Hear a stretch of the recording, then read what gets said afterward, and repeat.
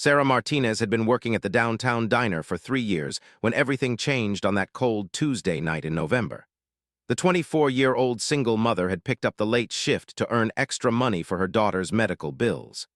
Emma, her 6-year-old, had been born with a heart condition that required expensive treatments every month. The Sunrise Diner sat on the corner of 5th and Main Street, a place where truckers stopped for coffee and late-night workers grabbed quick meals. Sarah had grown to love the quiet hours between midnight and 6 in the morning. She could study for her nursing classes while serving the occasional customer, dreaming of a better future for herself and Emma. That night started like any other. She tied her hair back in a ponytail, put on her worn-out sneakers, and checked her phone for messages from her babysitter. Mrs. from next door was watching Emma, and everything seemed normal. Sarah had no idea this would be her last shift at the diner, or that her life was about to take a dramatic turn that would eventually lead her to stand before some of the most elite soldiers in the world. Around 2 in the morning, 3 men walked through the front door. Something felt wrong immediately. They wore dark hoodies despite the warm indoor temperature, and their eyes darted around the empty restaurant like they were looking for something specific. Sarah had learned to trust her instincts working the night shift, and every alarm bell in her head was ringing. The tallest man approached the counter while the other 2 spread out, blocking the exits. Sarah's heart started pounding, but she forced herself to smile and ask what they wanted to order. The man didn't answer right away. Instead, he looked at the cash register and then back at her with cold, calculating eyes. "We want everything in that register," he said quietly, pulling something from his jacket pocket. Sarah's blood turned to ice when she saw the gun pointed directly at her chest. Her first thought wasn't about the money or even her own safety.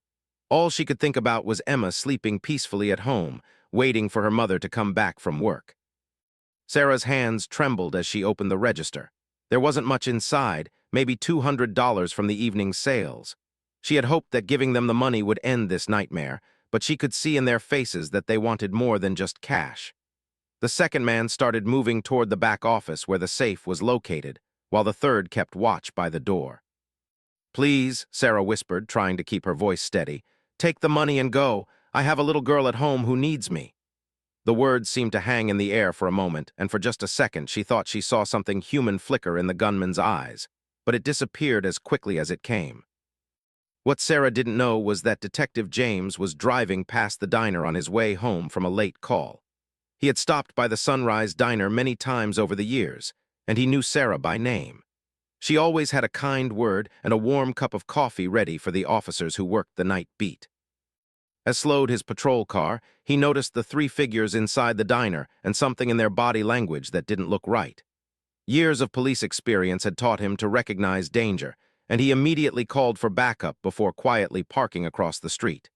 He could see Sarah behind the counter, and even from a distance, he could tell she was terrified. Inside the diner, the situation was getting worse. The man searching the back office couldn't find the safe, and his frustration was growing. He returned to the front, angry and agitated. "Where's the real money?" he demanded, pressing the gun closer to Sarah's face. "Don't lie to us, lady. We know there's more than this." Sarah tried to explain that most businesses didn't keep large amounts of cash overnight, but the men weren't listening.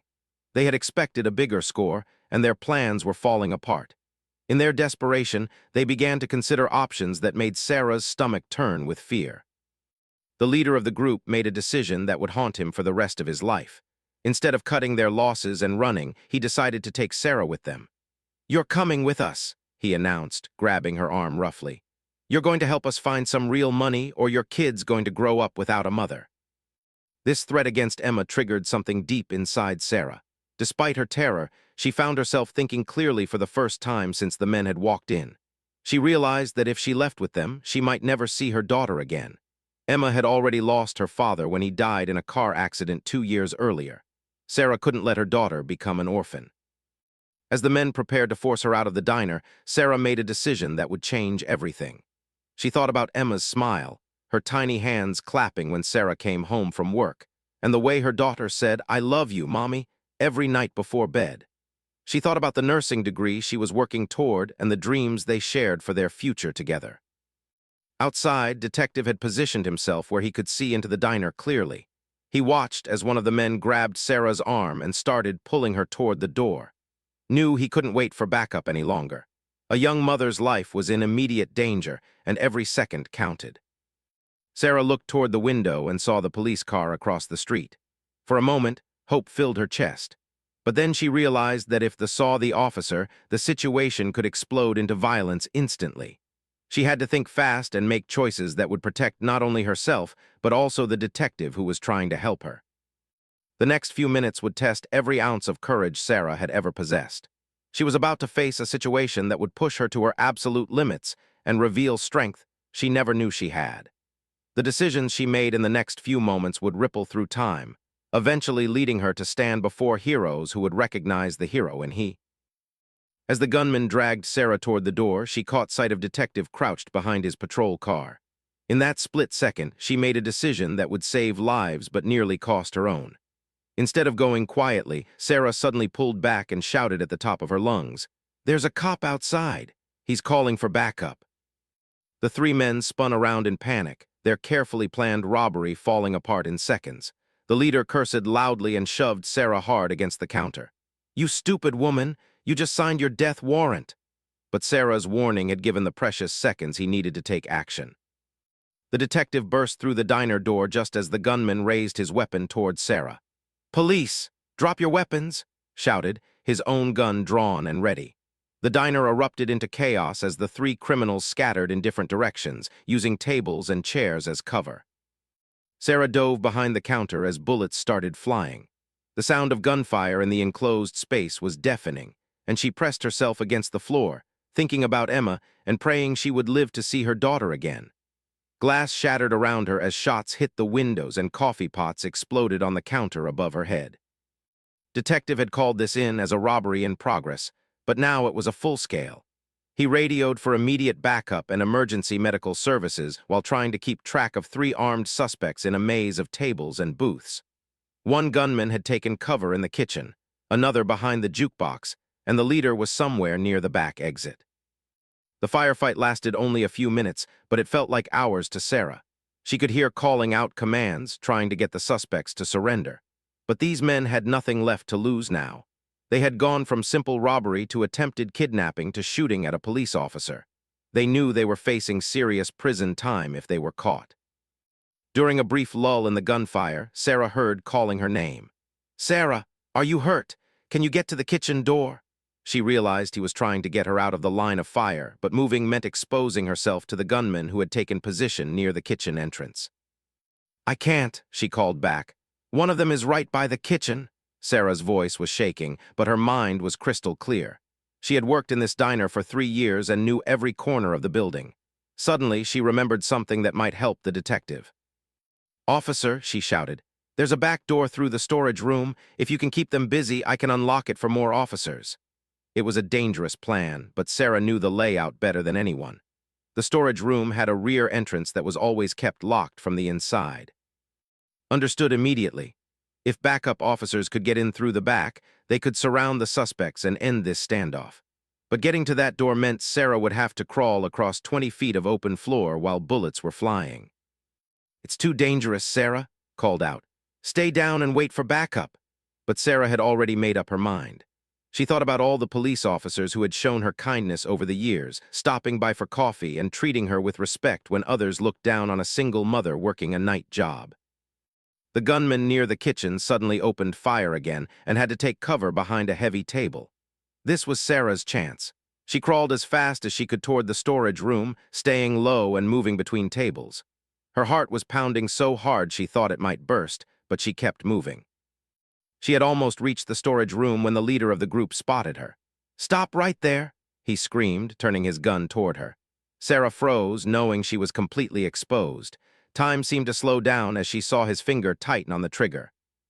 That's when Detective did something incredibly brave.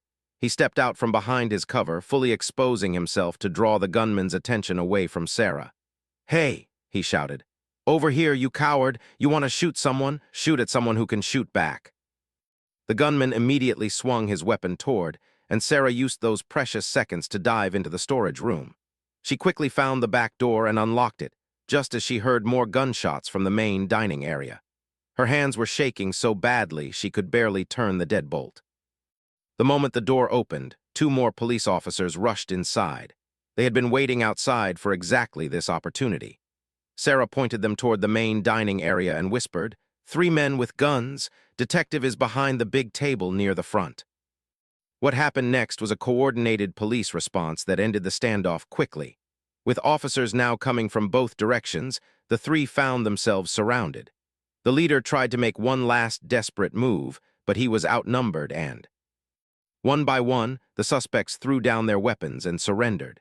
The man who had threatened to kill Sarah was the last to give up, cursing and shouting threats even as the handcuffs were placed on his wrists. Sarah emerged from the storage room to find the diner filled with police officers, paramedics, and investigators. Detective found her sitting on a chair near the back, still trembling from the adrenaline. "Sarah," he said gently, "you saved lives tonight. If you hadn't warned me and unlocked that door, this could have ended very differently." Sarah looked around at the destroyed diner with its broken windows and bullet holes in the walls. Everything was ruined, but everyone was alive. That was what mattered. "I just kept thinking about Emma," she said quietly. "I couldn't let these men hurt anyone else." The paramedics checked Sarah for injuries and found only minor cuts from broken glass. She was physically okay, but the emotional trauma was just beginning to set in. As she sat in the ambulance, wrapped in a blanket, she realized that her life had changed forever. The quiet night shifts at the diner were over, and she had no idea what came next. Detective sat down beside her in the ambulance. "Sarah, I need you to know something. What you did tonight, the way you put yourself at risk to help us stop these men, that takes a special kind of courage. I've been a cop for 15 years, and I've never seen anything like it from a civilian." Sarah didn't feel brave. She felt scared and shaken and worried about how she was going to pay her bills now that the diner was closed indefinitely. But words planted a seed in her mind, an idea that would eventually grow into something incredible. As the ambulance pulled away from the scene, Sarah looked back at the Sunrise Diner one last time. She had no way of knowing that this night would eventually lead her to meet some of the most elite soldiers in the world, or that her actions would be recognized by heroes who understood the true meaning of courage under fire. The weeks following the diner shooting were some of the hardest of Sarah's life. The Sunrise Diner remained closed while investigators processed the crime scene, and the owner decided whether to rebuild or sell the property. Sarah found herself unemployed with a 6-year-old daughter to support and medical bills that kept piling up. Emma had nightmares after learning about what happened to her mother. The little girl would wake up crying, afraid that bad men were going to hurt Mommy again. Sarah spent many nights holding her daughter, trying to be strong while fighting her own fears and trauma from that terrible night. Money became a constant worry. Sarah applied for unemployment benefits, but they barely covered rent, let alone Emma's medical expenses. She looked for other jobs, but many employers in the small town had heard about the shooting and seemed hesitant to hire someone who might bring trouble. Sarah felt like she was being punished for doing the right thing. 3 weeks after the incident, Detective called with unexpected news. "Sarah, I've been talking to some people about what happened that night. There are organizations that recognize civilian heroism, and I think you should apply for some of these programs."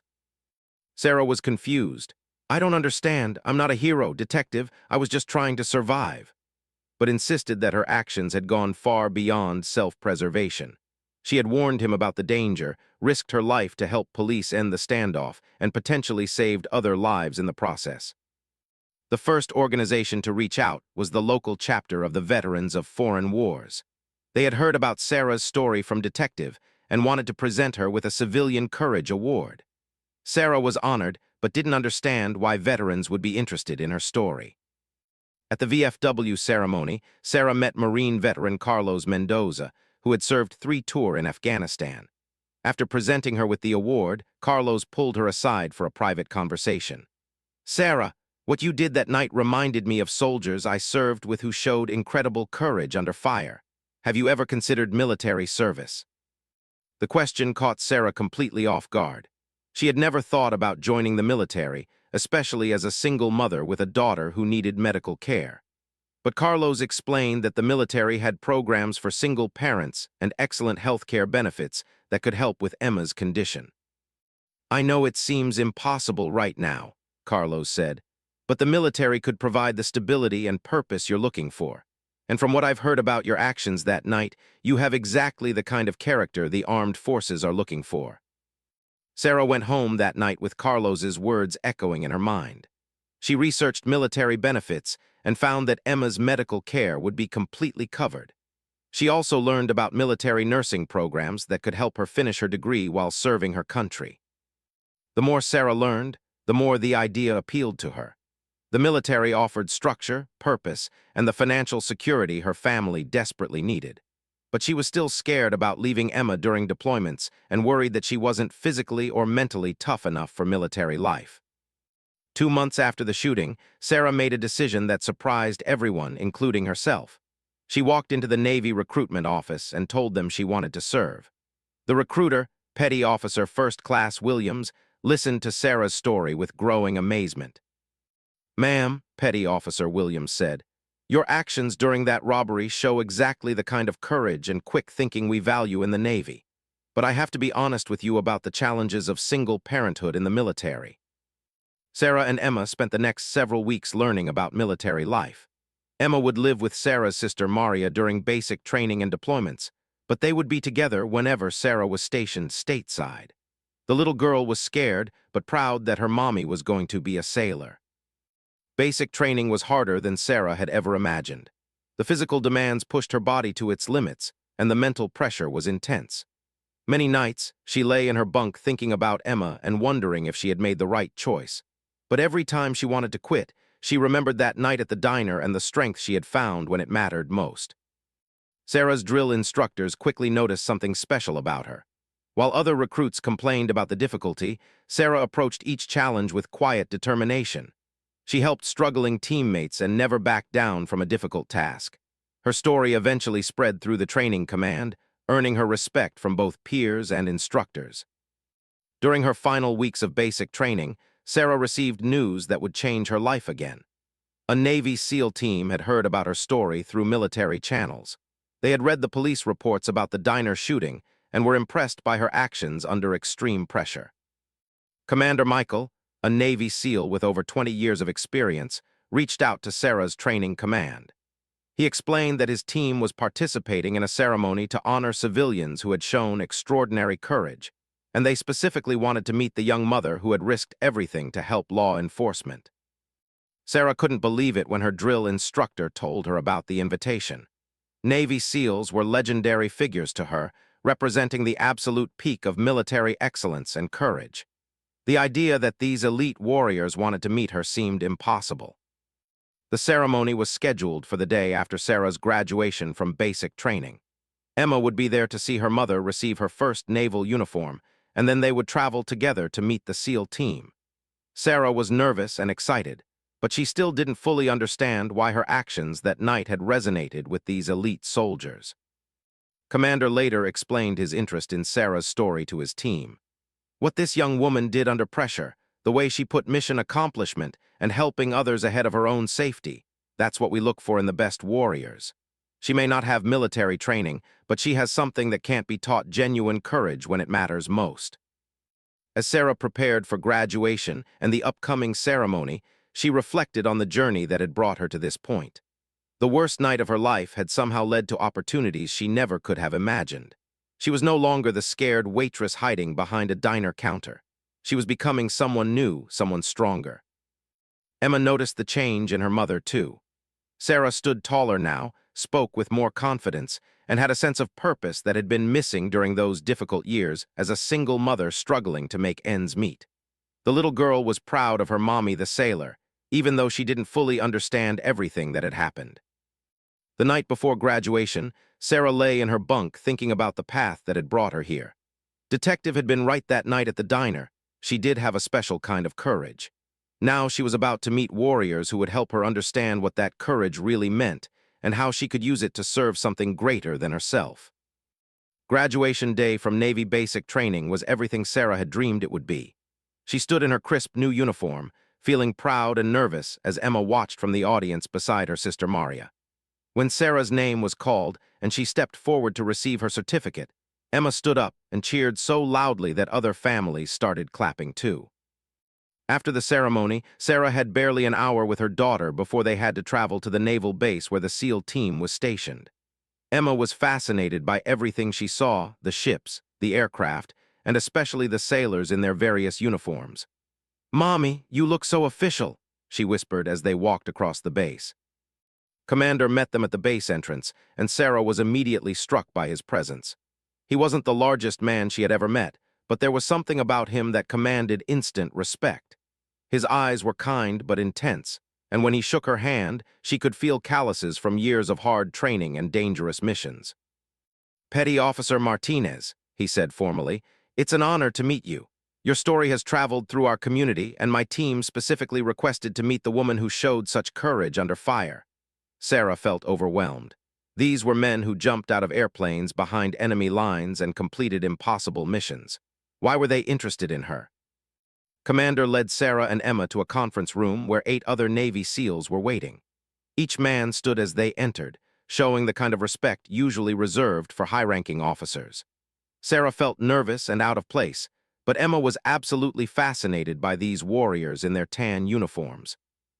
Chief Petty Officer David Barnes, the team's senior enlisted member, stepped forward first. "Ma'am," he said, addressing Sarah with the same title used for officers, "we've read the police reports from that night at the diner. What you did under pressure, the way you thought tactically and put the mission before your own safety, that showed the heart of a warrior." Sarah was confused by their language. "Mission? I wasn't on a mission. I was just trying to survive and help the police officer who was trying to save me." But Chief Barnes shook his head with a slight smile.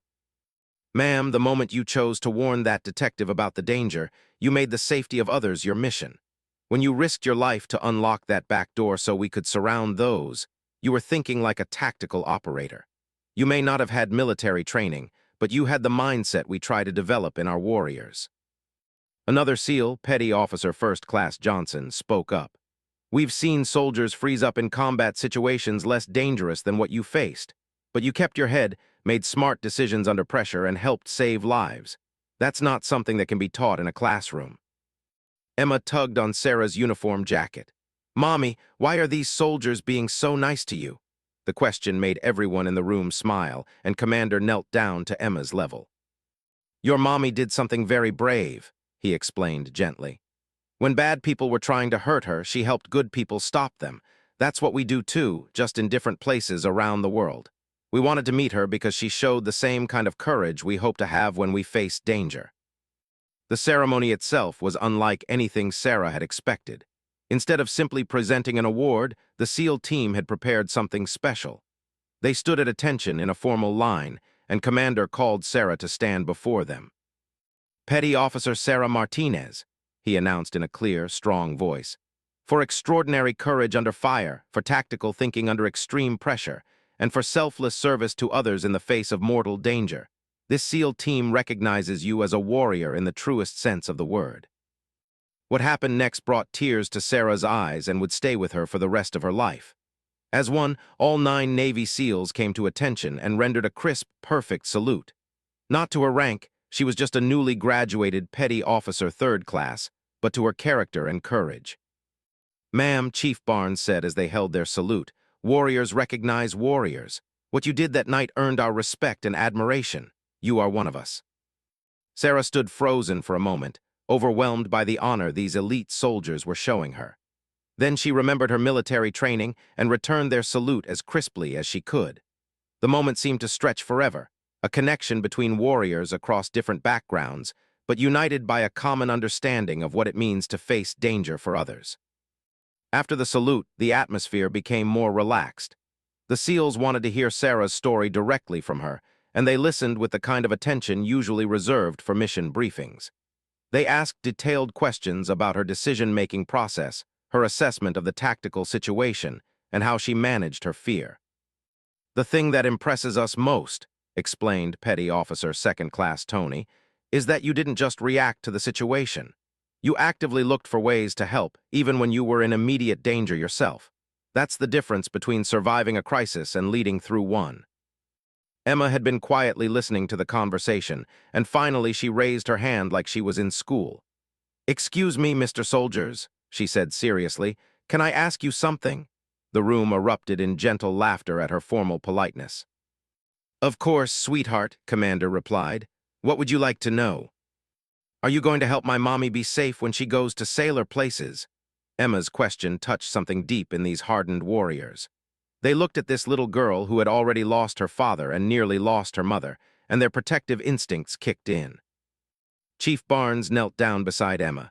"Your mommy is going to help keep our whole country safe," he explained. "But we promise that sailors always look out for each other.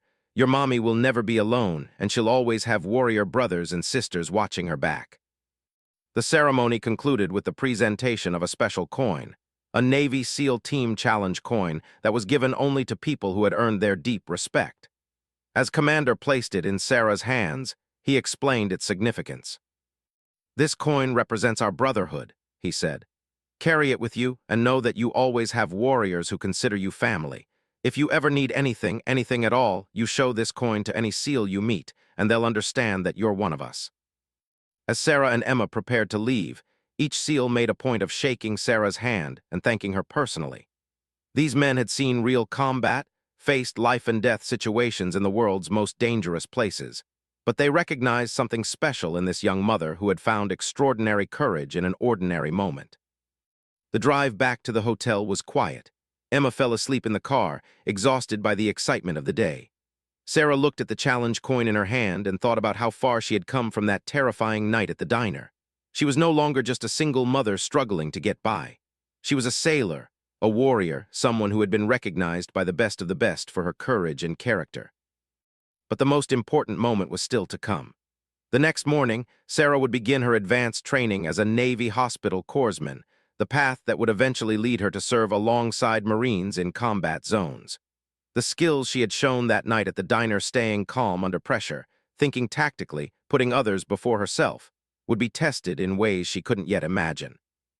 2 years after receiving the salute from the Navy SEALs, Petty Officer Second Class Sarah Martinez found herself in a place she never could have imagined, a forward operating base in Afghanistan, serving as a hospital corpsman attached to a Marine infantry unit.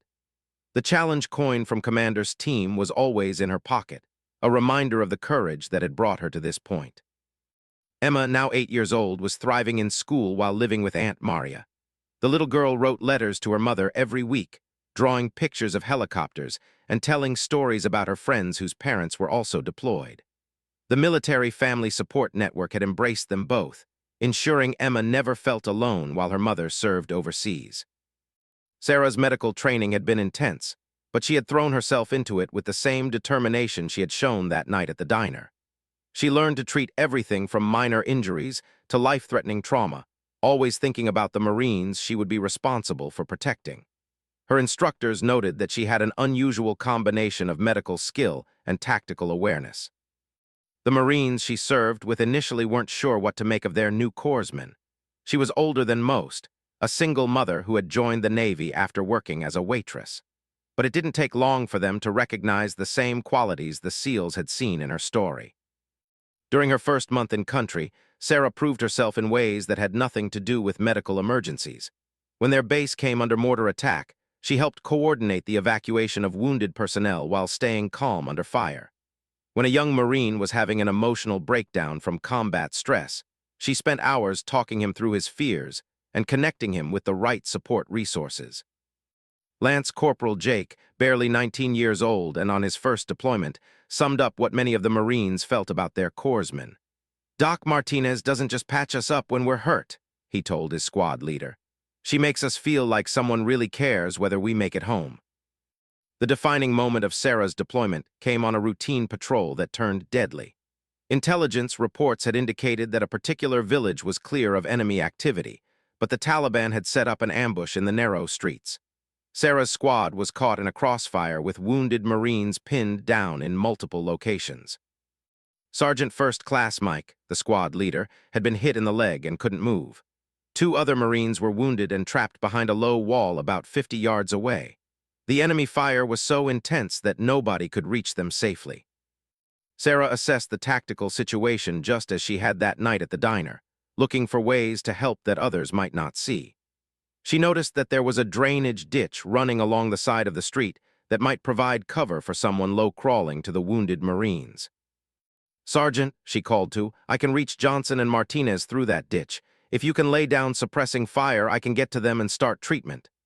Immediately shook his head. The plan was too dangerous, and losing their corpsman would be catastrophic for the entire squad. But Sarah had already made up her mind. She thought about Emma, about the SEALs who had called her a warrior, and about the Marines who were bleeding 50 yards away. She grabbed her medical bag and started moving toward the ditch before anyone could stop her. The low crawl through the drainage ditch took almost 10 minutes, with bullets cracking overhead and explosions from grenades echoing through the village. Sarah focused on moving steadily and staying below the line of sight, just as she had focused on crawling across the diner floor to unlock that back door. When she reached the two wounded Marines, she found Lance Corporal Johnson with a serious chest wound and Private Martinez with a shattered arm. Both men were in shock and losing blood rapidly. Working under fire, Sarah started IVs, applied pressure dressings, and administered pain medication. "Doc, you shouldn't have come," Johnson whispered through gritted teeth. "This is too dangerous." But Sarah was already working on his chest wound, her training taking over despite the chaos around them.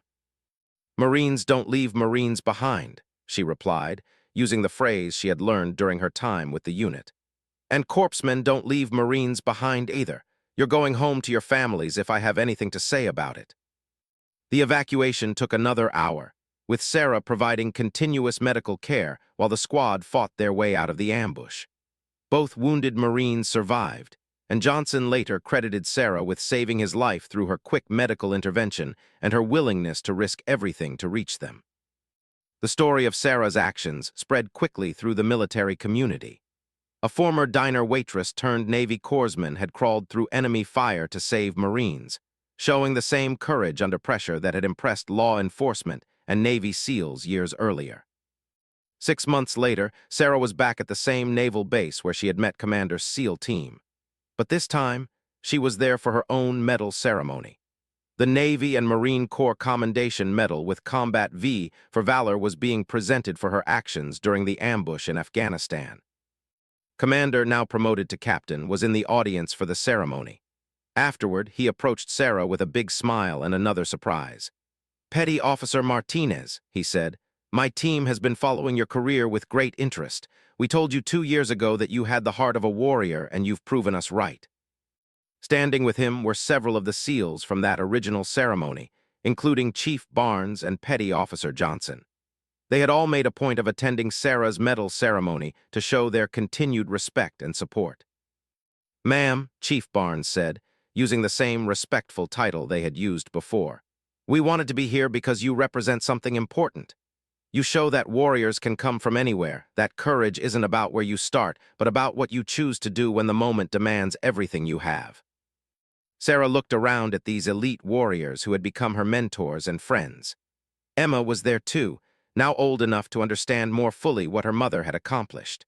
The little girl beamed with pride as she watched her mommy being honored by the same soldiers who had saluted her years earlier. During the ceremony, Sarah was asked to speak about her experiences. She thought about that night at the diner, about the SEALs who had first called her a warrior, and about the Marines she had served with in Afghanistan. "I never set out to be a hero," she began, her voice steady and strong. "I was just a single mother trying to make a better life for my daughter, but I learned that courage isn't something you have or don't have. It's something you choose when the people around you need you to be stronger than you think you can be." She looked directly at the SEALs in the audience.